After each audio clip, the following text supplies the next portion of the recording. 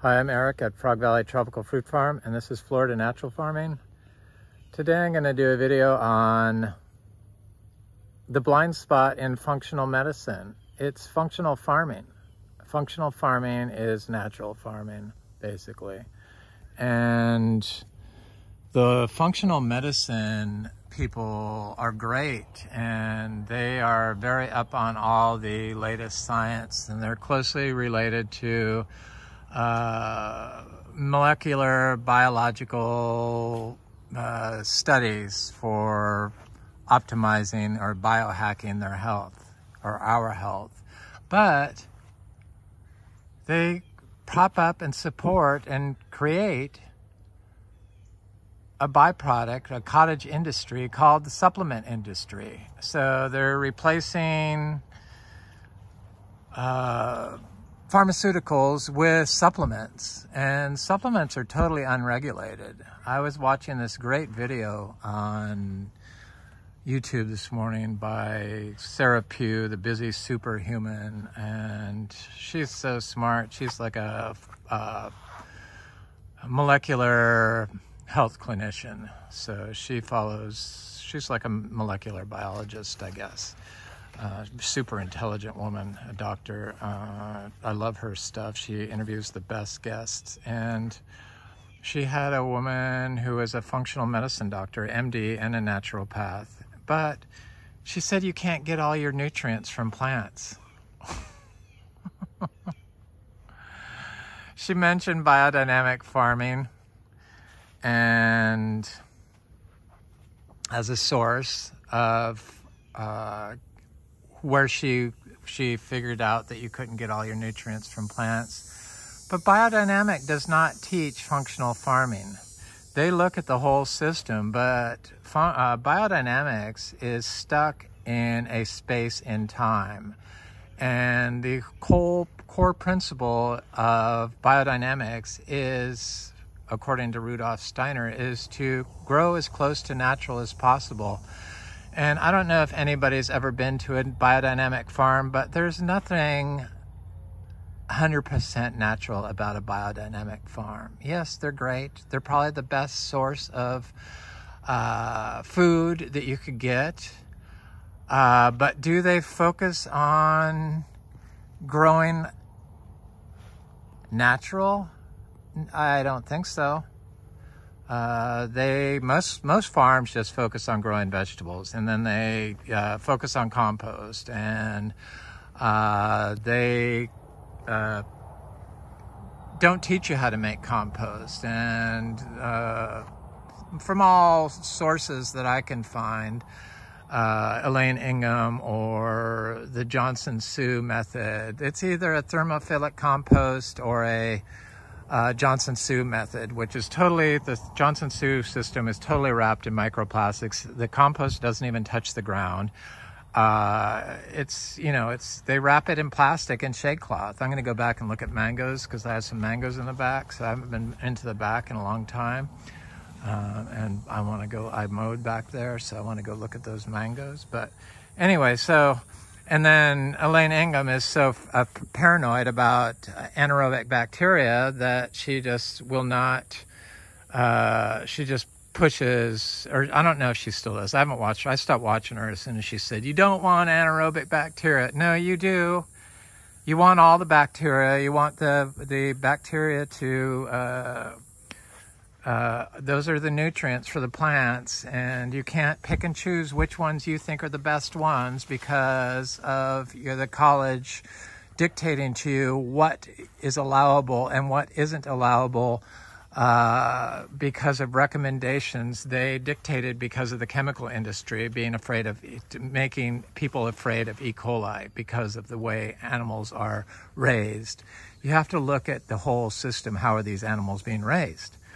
So biodynamic farms, they try to look at the whole system, but they still mow, and they don't have natural systems put in place. The only natural system I have seen that mimics what we do here, or I mimic what they do there, is a farm in Japan, a family-owned farm of medicinal herbs called NHK. and it's been in the same family for 300 years. And if you watch any of their videos on their farm, it looks much like this. And we do grow vegetables. I dry farm vegetables, and I've discovered that the best way for me to get the best crop from dry farming vegetables is to use raw cow manure. Biodynamics does not like you to use raw cow manure. Organic definitely doesn't like you to use raw cow manure. They have rules in place where you cannot harvest fruit from perennial fruit trees if you're using raw cow manure or raw manure for 120 days. So even though the perennial fruit tree crops do not uptake E. coli, it just makes 0 sense. And I've never been sick, but we grow our animals to a biodynamic standard, so we don't worm them, we don't give them shots, we don't give them mineral fertilizer or mineral blocks. We rotationally graze them, and they only get hay, grass hay, or fresh weeds and grass that they can forage, which I'm going to go back to in a second. So that's how we do it.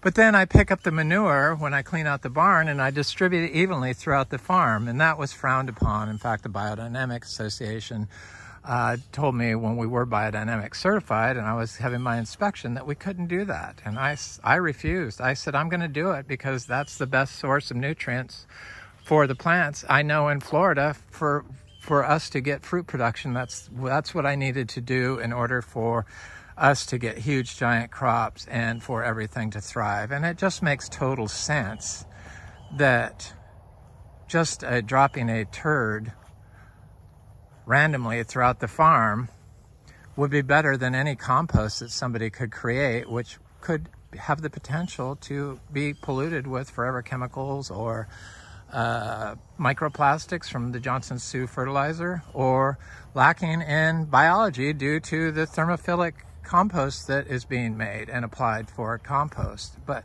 most farms, they just grow annuals. And what works for annuals, just compost, applying compost, does not work for fruit trees. Not all these different fruit trees. We grow about 300 to 400 different species of rare exotic fruit trees here. Cacao being one of them. We dry farm everything. So I believe that dry farming is the way to go. And for some reason,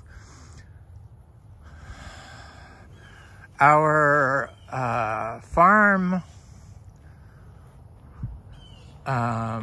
farmers haven't really kept up with the functional medicine people. The functional medicine are very advanced and follow all the latest science, probably because they're all doctors and the farmers are too busy out in the fields. But I'm very obsessed with how to grow and what's going on and why can we grow stuff here that they say you can't grow and get it to fruit well, and we don't have to do anything. It's bizarre. It's because we built up the biology in the soil. And the doctor on Sarah Pugh today said, oh, well, people apply rock dust and blah, blah, blah for nutrients in their plants. Yeah, that's just not going to get you there. You're not going to get your nutrients in your plants from applying rock dust. What is going to get you there is if you have biology. The biology is the nutrients due to the rhizophagy cycle. So when plants farm microbes, so they excrete sugars, carbon, into the soil, and it attracts, they signal to microbes that they need, that they then suck up through their root hairs, and then excrete a reaction oxygen, ROS, reaction oxygen species that melts the membrane around the bacteria, and sometimes the whole bacteria, and then excrete the bacteria back into the soil that then regrows a membrane, and it goes all over again. So you need the biology. That's the minerals and the nutrients needed. They're the ones that break down the minerals and ionize them when they consume them, and with the help of the plants, they uptake them, or the plants uptake them, and then we consume them. And that's how you get nutrient-rich soil, not from applying compost, and not from, yeah, compost helps, manure helps, but manure has a lot of potassium and magnesium in it. And farms today, they don't grow close to nature. And biodynamics, they have had 100 years to evolve into a system that is more natural. But they seem to still be growing the same way they were growing 100 years ago. Not 300 years ago, but 100 years ago, when they had forgotten how to grow naturally, unlike in Japan. So they still grow that way. They still make compost. But now they use like mosquito netting, and they grow in polytunnels. Those are all plastics, microplastics. They probably can apply rock dust, I imagine, for a biodynamic. Maybe not. I don't know. I haven't really looked into rock dust. It just didn't make sense to have to apply rock dust to me. I was more into building microbiology, and I know that manure was a good way to do it. I know that fresh zebu manure is high in nitrogen-fixing bacteria, and all these different plants have different nutrients in them, like cashew.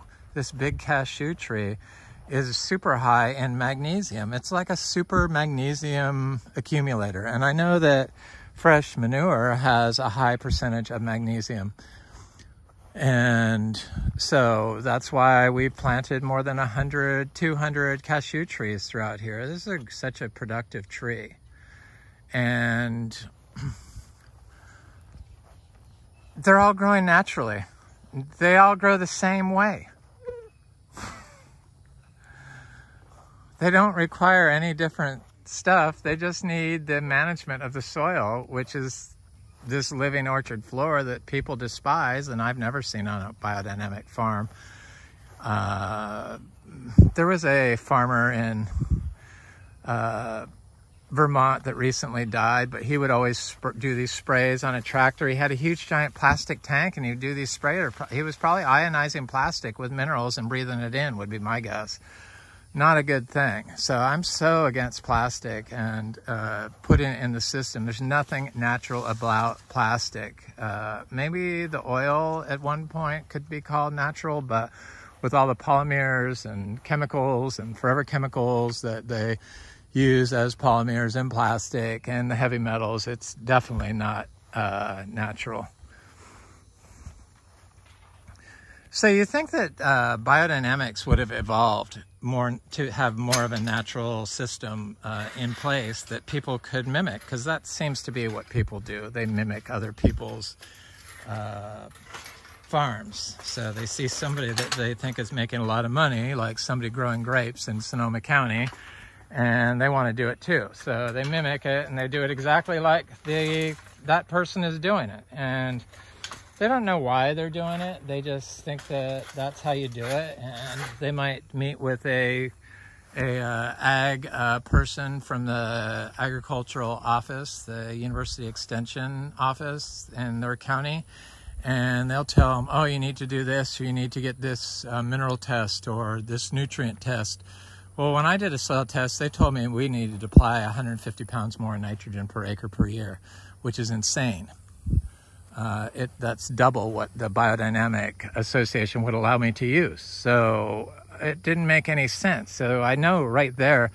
So I just put this path in through here. So I have the cows and the donkeys all on this in here. So we cannot sell any of this fruit to the public anymore because we let the cows move through the back here, and this fruit back here, all these mangoes. I have to eat it all or sell it as seed, which is such a stupid rule. The E. coli cannot be uptaken by these plants into the tissue. So what are you afraid of? And we have all this, and our cows are being grown holistically, and we don't have that many of them. There's no cesspools of water. We have a low nitrogen count in our soil, obviously, because they told us to apply 150 pounds more of nitrogen, which isn't necessary, which goes against the amount of nitrogen that the Biodynamics Association allows to apply. It just makes no sense, all this stuff and all these nutrient recommendations, and thinking that stacking nutrients or balancing nutrients is going to give you a nutrient-dense food. We haven't been able to do it yet. Our food has become less and less full of nutrients. So we're doing something wrong. And it's because we don't build up biological populations in the soil. So we're so far away from functional farming, especially for perennial food crops. We need to grow perennial fruit trees naturally, and then, like they do in the 300-year-old garden, put little plots of vegetables randomly scattered throughout the natural system. That's how it should be grown, not in great big giant monocrops of plots of land that's compacted and probably lacking in the biology that's going to give you the nutrient-dense food, for sure. So that's what I think is missing from functional medicine. It's just, they just don't even look at how farms are growing their food. And the farms of today really, I don't think they know how to grow food. The food is not getting more nutrients. So I know that our food is packed with nutrients because we grow all these rare exotic fruit trees. I try to eat 90 different plants a day, but 50 of them come from tropical fruit leaf teas. So I take fruit leaf teas. I'm not a doctor, so please don't try this at home. I'm not giving medical advice. I'm just telling you what I do to get 50 plants consumed a day. Check with your doctor before you start on anything. But I also go to the National Institute of Health to see what type of bioactive compounds are in these leaf teas. So I do like a, Brazilian pepper tree, whatever the Latin name is, bioactive compounds, and then leaf, NIH, and search. And then National Institute of Health, if they've done a study, which they usually have, will come up with a list of bioactive compounds in that leaf tissue. For some reason, the functional medicine people only look at Camellia sinensis. It's such a European-driven medical mistake to not look at all these. It's malpractice, I think, to not look at all these other fruit leaf teas that indigenous cultures in Asia and South America and Central America and probably North America, the indigenous populations, use to make tea. Definitely Japan. I mean, they make fruit leaf teas in India out of mangoes and jackfruit and guava, and that's what we do here. And I found that my health, when I drink these teas, greatly increases. And so having all the biodiversity in the farm, growing naturally. So when a tree is under stress, a plant is under stress, or like when we exercise, that's causing stress to our muscle. We create our metabolism works better. So the plants create turns on different genes in the plant. So like shade turns on over 9,000 or 900? I think it was 900 different, I don't know, I forget. It's been a couple days since I wrote this study. 900 different genes are expressed when a tree is grown in shade. Shade is a stressor to the tree. So without those genes being turned on, chances of that tree producing a antioxidant are diminished. So the same thing happens with our vegetables, that we're always having the perfect soil, the perfect temperature, the perfect water, putting them in the greenhouses, putting mosquito net on them, not having it too hot, not having it too cold. The plants are not creating the reactive oxygen species that are going to be able to uptake the nutrients, because that's what it's about. You need to have a catalyst in order for the nutrient to be uptaken, and those catalysts are produced when the plants are put under stress. So by growing our food in polytunnels, growing our food under mosquito nets, plastic, growing our food under plastic mulch like they do in organic farms, your tree's ability or your plant's ability or your food crop's ability to produce the nutrients are diminished because it's not expressing its genes in the full range that it could express in order for the nutrients to be produced, or the antioxidant to be produced, or the phenolic compound to be produced. You get it. It's just we baby our plants so much, and we fail to look at the whole system and all the biology, and the biology is the nutrients. So this is our this is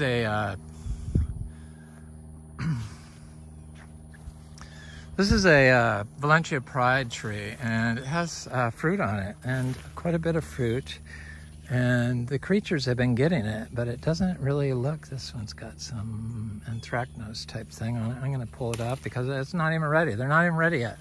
So hopefully the creatures won't get them, but there's quite a bit of fruit on it. I see fruit up there. They look like they have like a month to go. They're not very big.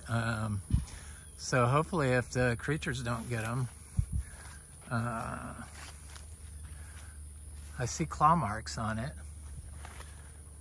I'm going to eat this fruit. I'm not afraid of getting E. coli from our miniature zebu. That's just because they allow animals to be, this is the whole reason why functional natural farming is so important, because there's nothing natural about the way we grow our animals today. There's nothing natural about keeping them in confined animal feedlot operations. It causes great big giant pits of manure, which and urine, which and antibiotics and all kinds of other pollutants because from the grains that they feed them, the GMO grains, and they're full of forever chemicals and heavy metals from the mineral blocks, the copper they use to put on the floors to prevent fungal issues in their hooves and stuff like that. It's just, oh my God.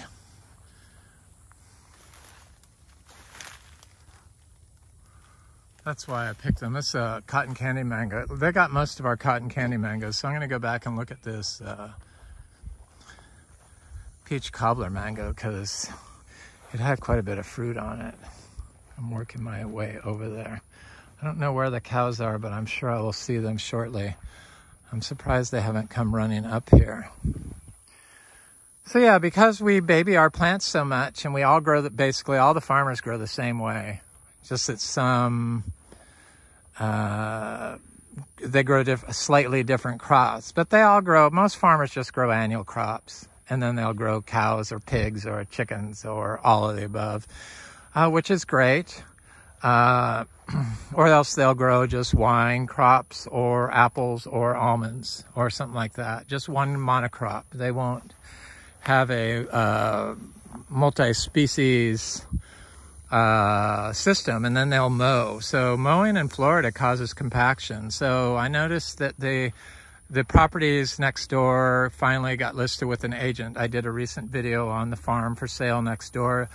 They had that big barn on 4.74 acres for $375,000 for sale by owner. He listed it with an agent, and it's $800,000 now. They want $1.8 million for all the two lots next door. Just, there's no house on it. There's no septic on it. There's a flow well, which is an artesian well, and a pond. But they leave the artesian well on all the time. There's my little bull. Hi, Wally. Hi, honey. tough guy. They've been eating the... How you doing, sweetie? He's 32 inches tall, such a handsome guy. This is our all the fertility on the farm. Where's your girls at? You came to see what I was doing? But anyway, it's a nice farm, but he has that artesian well with polyvinyl chloride PVC pipes as the just how they distribute the water, and then they leave it on all the time. So, oh, he's a little Wally. He's so sweet. Just the sweetest, most incredible little cows you've ever met. And their fertility is incredible. So does he look like he's unhealthy? I know that cows have a selenium problem, the miniature zebus, but it's probably because they use warmer, and they feed pellets to them, and so they are not able to synthesize selenium from the food they eat. I forget what blocks it, but it's some enzyme. So because they're trying to baby their cows along, they think that they need to like worm them, even though the miniature zebus are naturally immune or naturally able to be less pest and disease, or be more pest and disease resistant. That's why I got them. They're a tropical cow. I mean, does he look like he's missing anything? Just a little tank. Sweet. There's the girls. What are they eating? Pine trees? I'm gonna go over to this peach cobbler mango and then probably be done with this video. Hi, girls. The babies are getting so big. I love the miniature zebu.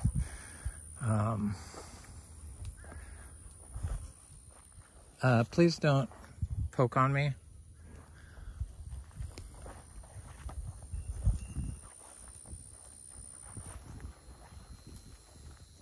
Wally, no. Be nice. Be nice. Hi, Peanut. There's my little girl, Peanut. Hi, honey. Hi, Snars. Oh, you're okay. Don't get mean.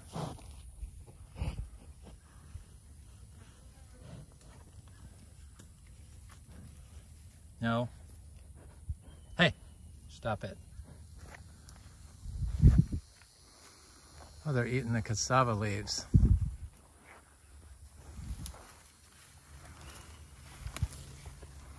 Hi, fish.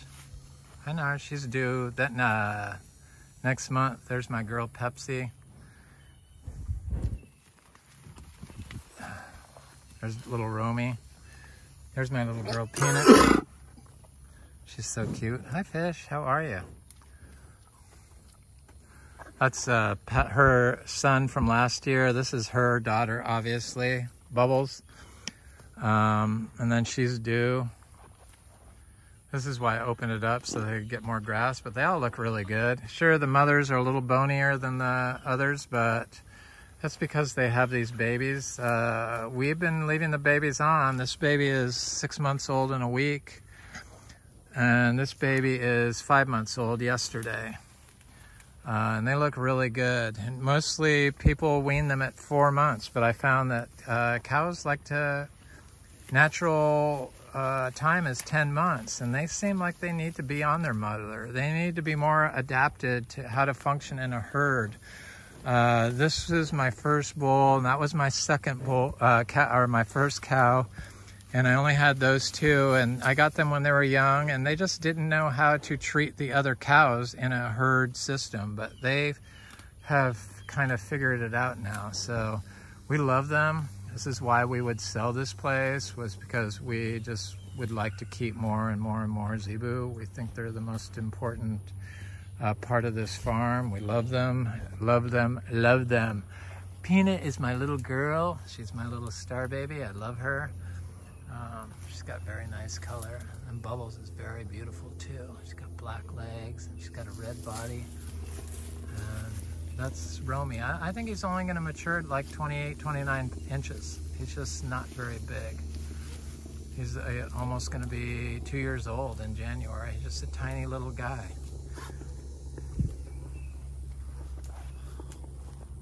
Hi, you guys. So here's that peach cobbler mango. I said it had fruit on it. It's got a lot of fruit on it, mostly on the other side, but not a lot, but pretty good considering it's basically late.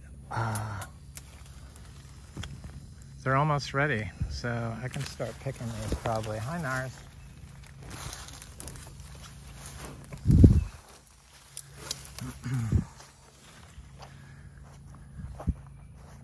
Anyway, there's a lot of feedback here. I feel like we have a reprieve on when we, how much longer we can be here because of the, are you gonna follow me the whole way? Because of the extra feed we have now, so I don't feel so rushed to sell this place, and that's why we figured we're just going to don't be mean. He thinks about it, but he doesn't.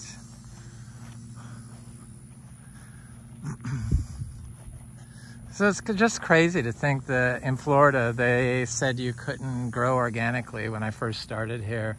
And you have to do all this stuff for your mangoes, you know, 0050 for the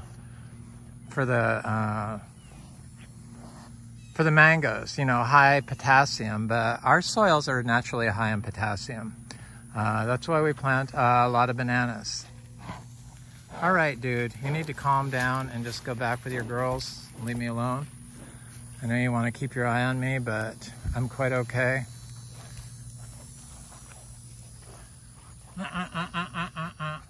Go away. There's a little stinker.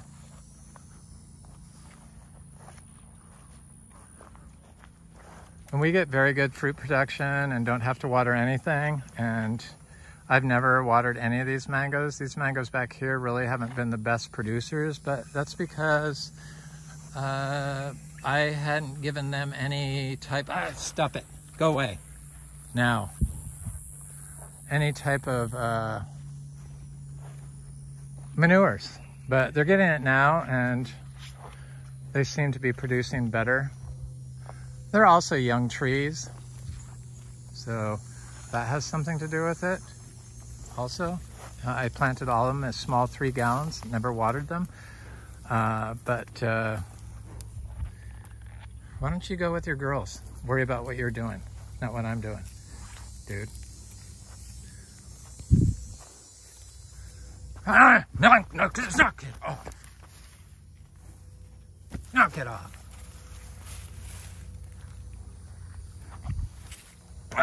Knock it off.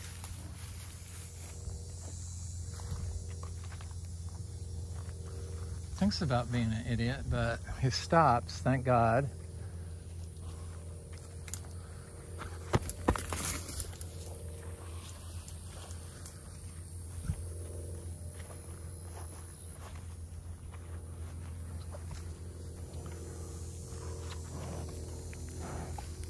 There's my donkey ladies. Hi P, hi K. Hi honey. Oh, being mean to the cows? He's just being a jerk now.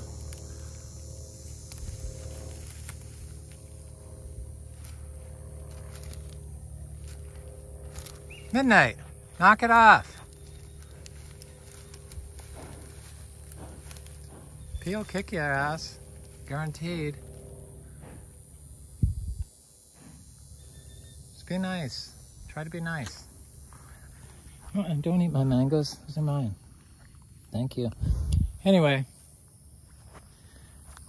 I'm gonna wind this video up because I can't focus. This is Eric at Frog Valley Tropical Fruit Farm. That's my video on